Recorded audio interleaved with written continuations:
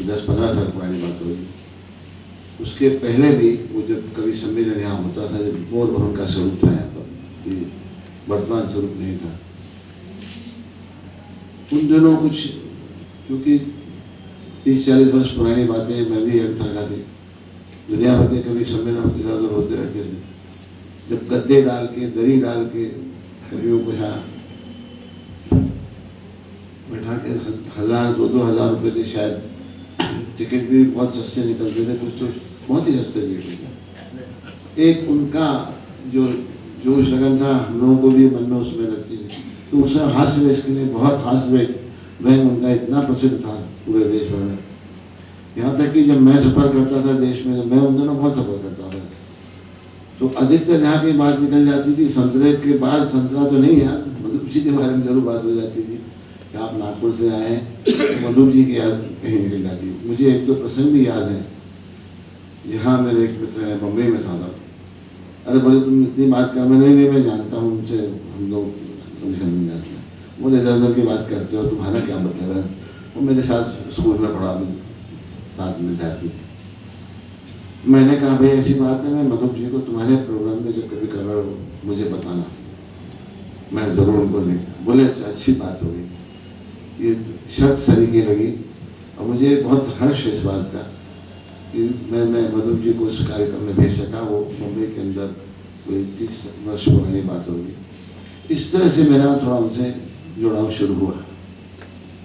आगे यहाँ पर एक अग्रज के रूप में दो जो मेरे से बड़े जरूर थे, तो मैंने एक बड़ी बड़ी अजीब बात देखी थी उनमें। वो कभी सुरेश नहीं बोलते थे, पता नहीं क्यों सुरेश भाई साहब या सुरेश जी करके। मैंने 2-3 बार कहा, मैंने कहा मैं आपसे बहुत छोटा हूँ। बोले नहीं, ये मेरे मन की भावना है।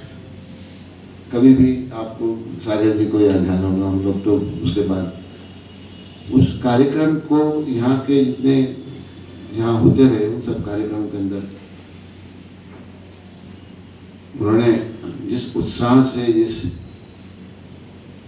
उद्देश्य से उस चीज के अंदर, संस्था के अंदर विभिन्न कार्यक्रम शुरू किए। कभी कभी थोड़ी चर्चा कर लेते थे कि भाई यहाँ थोड़ा नाटक भी होगा, यहाँ थोड़े बच्चों के लिए भी कुछ कार्यक्रम करना चाहते हैं, कुछ इस तरह के कार्यक्रम करना चाहते हैं, नाटक भी हो, गीत संगीत के कार्यक्रम भी हो।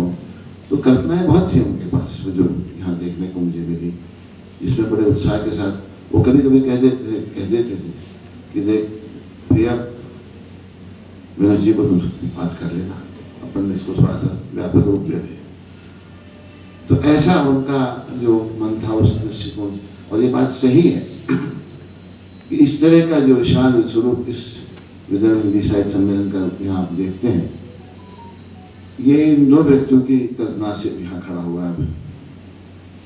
भाई विनोद जी, बड़े भाई साहब मेरे, और मधुप जी का इतना सुंदर, वो कई बार बड़े गर्व के साथ कहते थे कि देश भर में हम लोग नॉन हिंदी प्रदेश में हैं, हम लोग महाराष्ट्र में हिंदी में नहीं है, और तुम बता दो उत्तर प्रदेश में कोई ऐसी जगह इतना हिंदी का विशाल भवन कहीं बना हो, इतना साफ सुथरा हो, और इस व्यवस्था के साथ बना हो कि जो कोई कवि बाहर से आए, साहित्य वाले साहित्यकार आए, उनको रहने ठहरने की व्यवस्था भी मिल जाए, प्रोग्राम में हम रहें।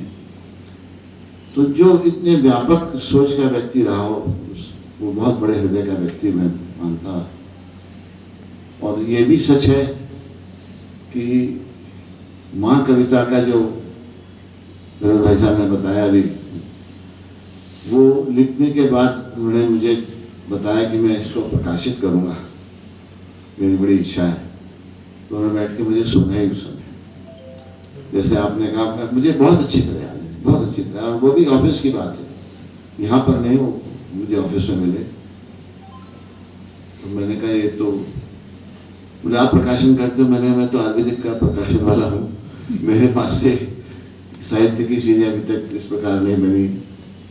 बोले मेरी बहुत इच्छा है इसको करने की, आपका सहयोग रहेगा। मैंने कहा आप कितनी बात कह रहे हैं मधु जी, पर मुझे बिल्कुल अच्छा जरूर लगा था, पर ये नहीं सोच में आया था कि इस कविता के बाद कोई स्वरूप ही बदल जाएगा।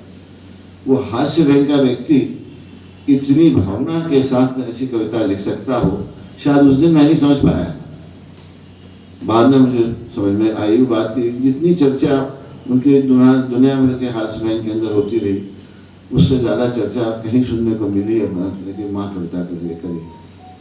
तो उसका थोड़ा सा डॉक्टर आचार्य जी ने पढ़कर आपको सुना दिया, जानकारी दी, बैकग्राउंड भाई विनोद जी ने समझा दिया, बता दिया कैसे उस चीज़ के लिए उन्होंने शुरुआत करी। मुझे इससे अधिक क्या कहना, पर इतना कहना है कि ये प्रांगण जहाँ हम लोग सब बैठे हैं, यहाँ उस आदमी को भूलना बड़ा मुश्किल है, क्योंकि कभी भी कोई बात आगे पीछे आ जाती थी, हिंदी को लेके वो इतने उत्साह से रहते थे। और आज थोड़ी दुर्भाग्य की बात है, ये हमारा वार्षिक सम्मेलन का टाइम होता था, आज हम शोक सभा लेकर बैठे हैं, दिसंबर एंड हो रहा है, ऐसा होता ही नहीं था कि भाई तब तक कहीं ना कहीं दिक्कत कोई मिनिस्टर मिले ना मिले, वार्षिक सम्मेलन की तैयारी जरूर कर ली जाती थी यहाँ पर लेकर, और उसमें योगदान उन्हीं का जैसे रहता था, किनको बुलाना, क्या करना, सब कुछ लेके उनके विशेष सहयोगी सागर जी हो जाते थे। और इनका तो हमेशा भाई साहब का तो रहता था कहना कि भाई कर लो टाइम से, तुमको जो दिक्कत होगी बताना।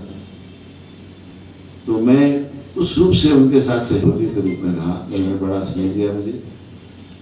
मैं और इससे ज़्यादा क्या कहूँ, आज ऐसे समय में व्यक्ति को देखकर मैं ही बैठा था सामने, ऐसा मुस्कुराता चेहरा है, लगता है कि भी बोलने वाले हों, मुझे मधुर आवाज़ में यही बात करते थे। मैंने कभी उनको गुस्से में नहीं देखा, शायद कोई कामकाज में इन लोगों के साथ कभी हो गया होगा, थोड़ा होगा, पर मैंने कभी उनको क्रोध के रूप में नहीं देखा कि किसी को क्रोध करने। ऐसे व्यक्ति का खो जाना हमारे लिए दुर्भाग्य की बात है, पर वो व्यक्ति अपनी रचनाओं के कारण याद रहेगा। जैसे आपने कहा, जैसे भाई जी ने कहा, ये बात सत्य है। आप सबको